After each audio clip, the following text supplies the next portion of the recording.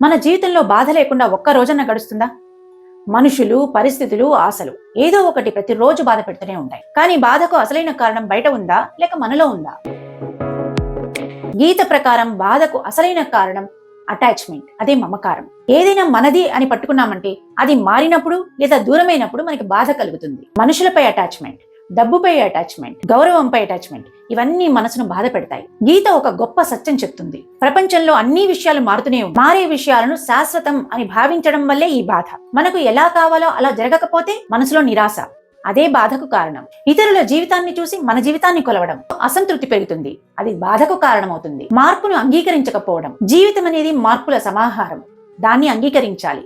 ఫలితం పైన ఆశ పెంచుకోవడం, ప్రయత్నం మాత్రమే మన చేతిలో ఉంటుంది, దాని ఫలితం కాదు అన్న నిజాన్ని గ్రహించకపోవడమే బాధకు కారణం. మన అసలు స్వరూపం ఈ శరీరమే అన్న భ్రమ. ఈ శరీరము, పరిస్థితులు అన్నీ మారుతాయి, కానీ ఆత్మ మాత్రం శాశ్వతమైనది. ఆ దృష్టి వచ్చినప్పుడు నష్టం కానీ కష్టం కానీ మనసుకు బాధ కలిగించవు. గీత చెప్పే సత్యం ఏంటంటే, బాధ అనేది పరిస్థితుల వల్ల కలగదు, మనం చూసే దృష్టి వల్ల కలుగుతుంది. బాధను పూర్తిగా తొలగించడం సాధ్యం కాదు, కానీ బాధలో మునిగిపోకుండా ఉండడం మన చేతిలో ఉంది. మనం చూసే దృష్టి మారినప్పుడు మన జీవితం కూడా మారుతుంది.